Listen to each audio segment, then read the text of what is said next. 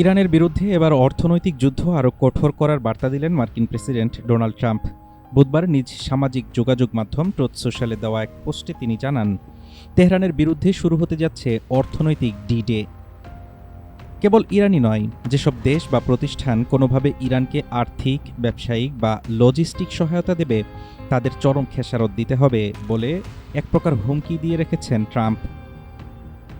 কারোর নাম নির্দিষ্ট না করলেও তেল চোরাচালান, ভুয়া কোম্পানি কিংবা মানি এক্সচেঞ্জের মতো মাধ্যমগুলো অবিলম্বে বন্ধের হুঁশিয়ারি দেন ট্রাম্প। এর একদিন আগেই সংযুক্ত আরব আমিরাত ইরানের সঙ্গে তাদের সব আর্থিক সম্পর্ক ছিন্ন করে। হরমুজ প্রণালী পুনরায় সচল করার লক্ষ্যে যুক্তরাষ্ট্র ও ওমান আলাদাভাবে তেহরানের সঙ্গে আলোচনা চালিয়ে গেলেও সংকট কাটার কোনো লক্ষণ এখন পর্যন্ত নেই। উল্টো আলোচনায় বাধা দিলে ওমানে বোমা হামলার অনভিপ্রেত হুমকিও এসেছে মার্কিন প্রশাসনের পক্ষ থেকে।